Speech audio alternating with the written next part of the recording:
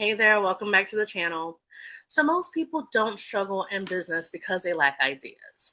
They struggle because their systems can't support the ideas they currently have. And that's not an idea problem, that is an infrastructure problem. And that is where your tech stack comes in. So if you're new here, hi, I'm Moni. I build businesses, work inside the nonprofit world. I create content, and I care deeply about systems that make life lighter instead of heavier. And today we're starting a full series breaking down what a tech stack actually is without the jargon, without the overwhelm, and without the you need 47 tools to be legitimate energy. So let's get into it and talk about it. A tech stack is simply the collection of digital tools that you use to run your business. Not just your marketing tools, not just your payment processor, everything. And that includes how people find you, how they contact you, how they pay you, how you deliver your services once someone says yes or pays you, and how do you stay organized behind the scenes. All of that counts as your tech stack. Your tech stack is the infrastructure of your business. And infrastructure determines how much weight your business can actually hold. If your infrastructure is shaky, growth feels a little chaotic. But if your infrastructure is clean, growth feels stable. So let's talk about why a tech stack matters. A strong tech stack does three different things for you. Number one, it reduces friction. You're not hunting for files. You're not answering the same questions repeatedly. You're not reinventing workflows every single week. Friction quietly drains your momentum. It also protects your energy. Decision fatigue is real. I'm getting to the point now where I'm looking at consolidating my wardrobe just so I don't have to even worry about figuring out what to wear every single day, because sometimes in life there's so many decisions that you make on a daily basis. When it comes to your business, if every small action requires a new decision, where is that file, which link do I send, how do they pay, you're burning through so much mental energy before you actually start your work. Clean systems reduce micro decisions, and that matters more than people realize. And third, it allows you to scale. If one new client breaks your system, you don't have a scalable business. You have a fragile workflow instead. A messy tech stack doesn't just slow you down, but it quietly actually captures growth. So the goal of your tech stack is not to own the most tools or to copy someone else's maybe six-figure setup or to even automate everything immediately. I love a good automated system. I truly do. But at the beginning, it goes back to just setting the ground rules and figuring out the alignment for you and your company and your workflow. Your tool should match your business model, your capacity, and your current season in your business and your life. If you are a one person operation, using enterprise level systems and software, you are overcomplicating your life and it's probably a headache, and you're probably not even using the tool because it's so complicated. Simple and functional will always outperform complex and impressive. And the biggest thing, too, is using the tools that you either purchase or you start implementing within your business. There's so many business owners who um, they purchase these things and they don't even utilize them. So it's really important to take stock of who you are as a person and how you organize and work your business, but then also figuring out what business size or scale you're at currently to figure out the best fit for your business. So let's talk about the 7 core areas that every tech stack needs. Every business, whether you're a creator, consultant, a nonprofit leader, or a service provider, needs infrastructure in 7 key areas. So I'm going to quickly outline them in this video, but then in future videos, we're going to go deeper into each specific one, okay? So 1, foundation. This is your digital home base where people find you. 2, communication. These are where all of your conversations live. 3, content and creation. How do you create and publish your content? 4, sales and payments. How money moves throughout your business, how you get paid, how you pay other people. Number 5, delivery and fulfillment. What happens when someone says yes and pays you? Number 6, operations and organization, the behind the scenes glue of your business. And last but certainly not least, is data and insight, which is how you're measuring what's working so you can pivot or make changes.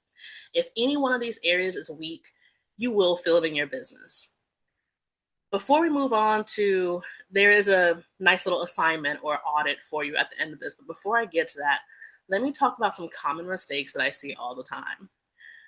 Here's what people normally do when they are faced with a tech stack issue. They go out buying tools before defining their processes. I have clients who, when they finally come to me about their business optimization and we go through to assess what they currently have, they talk about, oh, well, I heard about this tool that another friend of mine is using. And it's like, we're not even talking tools right now.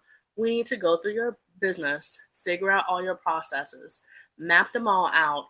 Then we have to sit down and have an honest heart to heart conversation to see, okay, what are you actually going to utilize in your day to day business? Because there's no sense of paying for a system or a process or a tool if you're not going to actually use it. So there's all these things that come first before actually purchasing and implementing the specific tool that you'll be using. Another one is over automating too early. If you are just starting off in your business, automation can be good maybe for like some best practices within your business, in your industry, I would say, but you will not get a perfect workflow until you've been in the business, you've seen everything that your clients or your customers throw at you to really test that workflow. So sometimes over automating is a little too early. There are some things that you definitely should automate, but people want to jump in and say, okay, I want all this stuff to be connected. And it's like, let's see if you actually need that for one. I mentioned it before, but using enterprise level systems for a one person business, total waste of time, overcomplicates things, and sometimes while it is enterprise level, it may be very inflexible for you to use at this time in your business. Also, keeping tools just in case. There are people who have ongoing reoccurring subscriptions to different pieces of software that they're not using, but they have it because in the future they're saying, oh, I'm going to move over in that direction. I'm going to scale my business in a few months. Focus on where you are, I would say, right now and maybe in the next 6 months. If you're not in the next 6 months going to be leveling up or scaling up, cut your losses and keep on the back burner to think about later on, but save yourself some money until you actually get to that point. And then lastly, I would say if you are duct taping different platforms together because someone on a YouTube channel, I feel like this is like breaking the fourth wall right now, but when you are listening to a YouTuber and they're saying, oh, if you do these 3 things to automate, it's optimized, you need to take a pause right there because, again, I think your tech stack is very individual. It's very for you and it's very customizable. And so, even the things, there'll be recommendations throughout this video series that I'll have in the description box. These are just maybe some things to consider. But I always say, until I talk with someone and really understand how they operate their business or their nonprofit or whatever their organization is, I'm not going to be able to really confidently and comfortably recommend different tools to you because that is such an integral part of the whole process, I would say. So again, even with me, as we go through this, there are some things in the description, but quite honestly, I really don't want you to focus on the tools yet until you have your processes mapped out. Optimization without clarity is just expensive chaos. And why put out all that money when you don't need to do that just yet? So here is like the little audit or homework assignment for you, how to audit your current tech stack. So if you want to start cleaning this up, here's what you should do. Number one, list every tool you are currently using. Write down what that tool actually does. Number two. Number three, identify any kind of overlaps. Sometimes especially if you have a bundled software like a Kajabi or something similar, there are tools within that system that you may not have to pay separately for, like a Calendly or for a website or things like that. So really understanding what you're currently paying for and what features you already have access to so you can cut out duplication.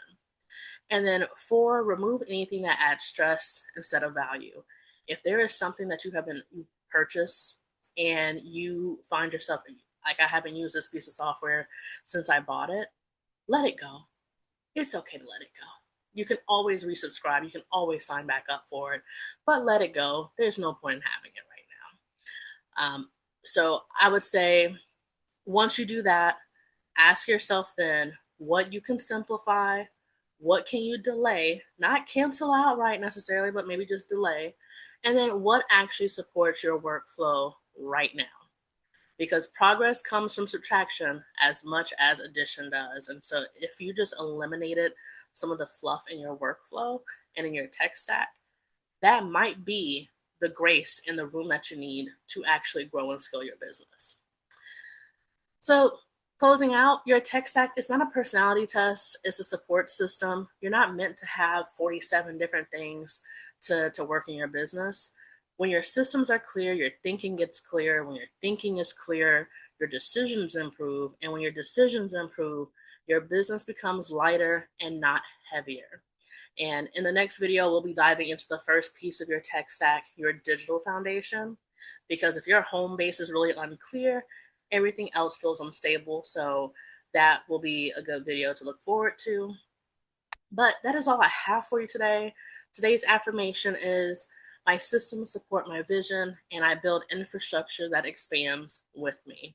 So if you got to this point, thank you for watching. Again, my name is Moni, and on this channel, I talk about entrepreneurship, careers, travel, dating, and all the other things in between to help you build a life that fits you and your aspirations. I have on the channel page a bunch of different playlists with those different topics, so feel free to check that out. And if you need any assistance with any of this in the tech stack process or just being an entrepreneur or a nonprofit careerist, more than happy to help. I have a link in the description where you can connect with me, but I make videos every day, so I will see you tomorrow. Bye.